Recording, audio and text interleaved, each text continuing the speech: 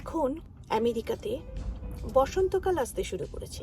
চতুর্দিকে cherry blossom ফুটে উঠেছে। প্রত্যেকটা গাছের মধ্যে এক হয় হোয়াইট কালারের ফ্লাওয়ার বা পিঙ্ক কালারের ফ্লাওয়ার দিয়ে শহরের চেহারাটাই যেন পাল্টে গেছে।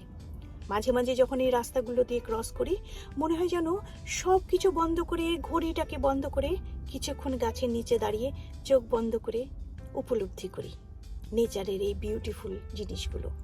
বাট দ্য প্রবলেমটা কি জানো?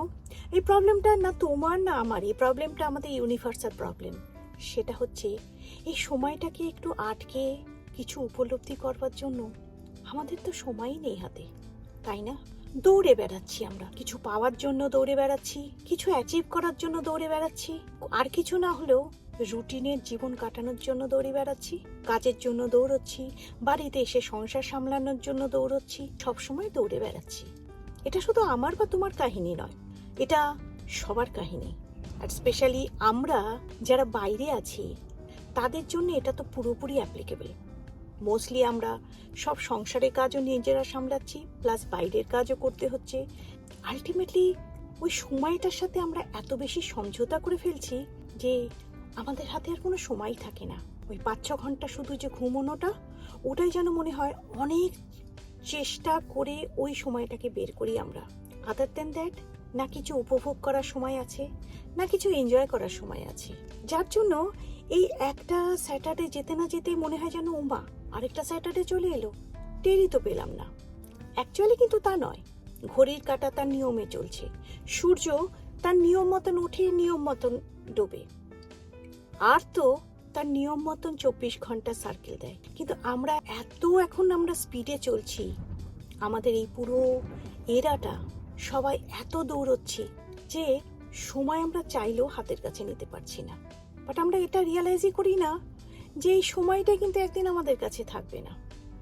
এই সময়টা যে আমাদের কত precious, it is not that যে আমাদের মধ্যে ওই রিয়ালাইজেশনটা নেই। আই এম শিওর অনেক মানুষ এটা রিয়ালাইজও করে, কিন্তু আমরা এমন একটা জম্বির মতো লাইফ লিড করছি, আর আমরা এমন একটা লুপের মধ্যে আটকে আছি, চাইলেও সেখান থেকে বেরিয়ে সময়টাকে নিয়ে উপভোগ করতে পারছি না।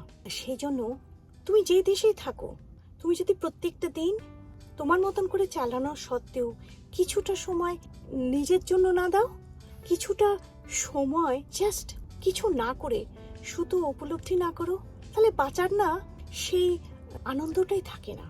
এখন অ্যাকচুয়ালি এই বর্তমান সোসাইটিতে আমরা এত টেকনোলজির স্লেভ হয়ে গিয়েছি, এত মডার্ন লাইফের স্লেভ হয়ে গিয়েছি।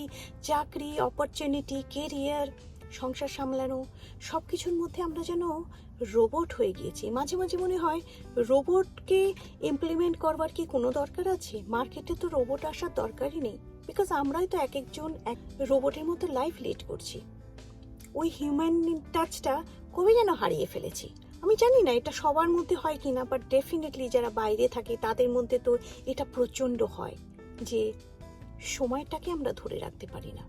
এই যে এত সুন্দর বিউটির কথা বলছি, দেখতে খুব ভালো লাগে, চেরি ব্লসম ফুটেছে, আর সুন্দর রোদ উঠেছে। আজকে যেরকম নর্মালি এখন একটু ঠান্ডা থাকে, এখানে টেম্পারেচারও ড্রপ করে গেছে, কিন্তু ওই যে রোদ উঠেছে, গাছগুলো পাতাগুলো নড়ছে, বিউটিফুল লাগছে, দেখার সময় কোথায়? ওটাই হচ্ছে প্রবলেম। আমরা যে দেখবো, একটুখানি তাকিয়ে দেখতে গিয়ে অন্যদিকে যে একটা টাইম আছে সেটা যে কম হয়ে যাবে, কাজে আমাদের উপায় নেই। আমরা এখন পুরো সিস্টেমের এমন একটা স্লেভ হয়ে গিয়েছি না, আমাদের চাইলেও এই যে সামনেই আমার বাড়ির সামনে যে সমুদ্রটা আছে তার সামনে দাঁড়িয়ে যে একটু উপভোগ করব, জাহাজগুলো যায়, হয়ে ওঠে না। হ্যাঁ, কাজে যাওয়ার সময় চলার পথে যদি একটু দেখলাম, ওই 1 সেকেন্ড দেখলাম, 1 সেকেন্ডে ওই একটা ক্র্যাশ কোর্স করার মতন একটা মেন্টাল পিস নিলাম। এটা আমার বা তোমার কাহিনী নয়। আই থিঙ্ক এটাই হচ্ছে সবচেয়ে বড় ডিজিজ আমাদের 21st সেঞ্চুরির, যেটা হচ্ছে আমরা সময়কে ধরে রাখতে পারছি না। আর যার জন্য আমরা এত ঝড়ের মতন দৌড়চ্ছি, সময়ের চাইতে বেশি স্পিডে আমরা দৌড়চ্ছি যে খুব তাড়াতাড়ি আমরা কিন্তু বার্ন আউটও হয়ে যাচ্ছি। বাড়িতে যখন আমরা বাড়িতে ফিরে আসছি সবাই এক্সস্টেড, আমাদের নিজেদের রিল্যাক্স করবার জন্য সেরকম টাইম থাকে না, আর টাইম থাকলেও সেটাও যেন একটা লিমিটেড টাইম থাকে, সেরকমই হয়ে আসছে সবার জীবনে। বিকজ এখন ওয়ার্ল্ডে এত কম্পিটিশন চলে এসেছে, এত কম্পিটিটিভ ওয়ার্ল্ডে আমরা বাস করছি।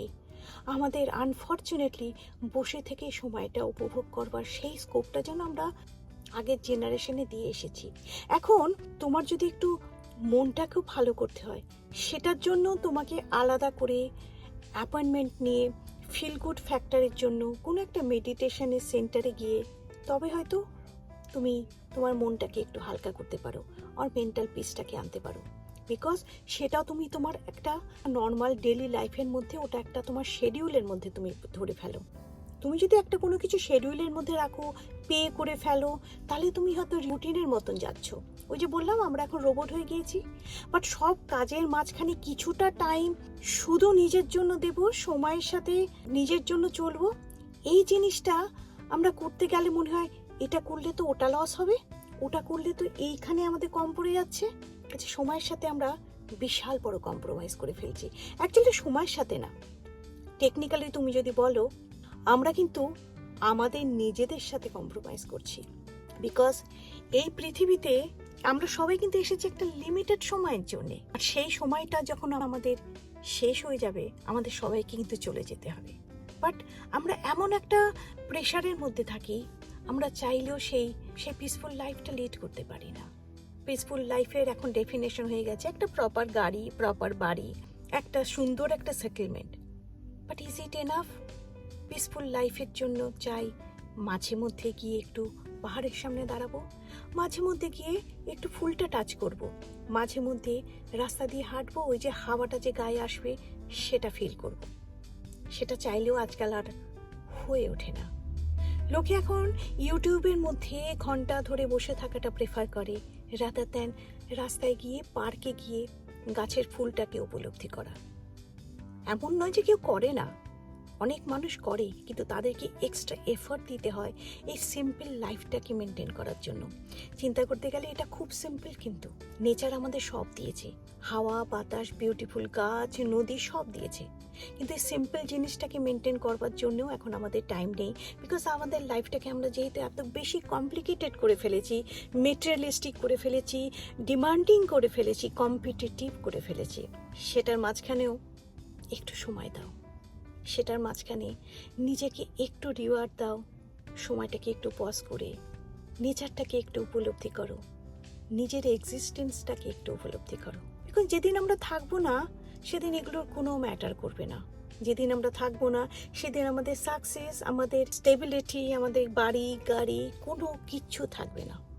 বাট এই ফিলিংসটা, ওই একটা জিনিস আমাদের সাথে চলে যাবে, তাই না?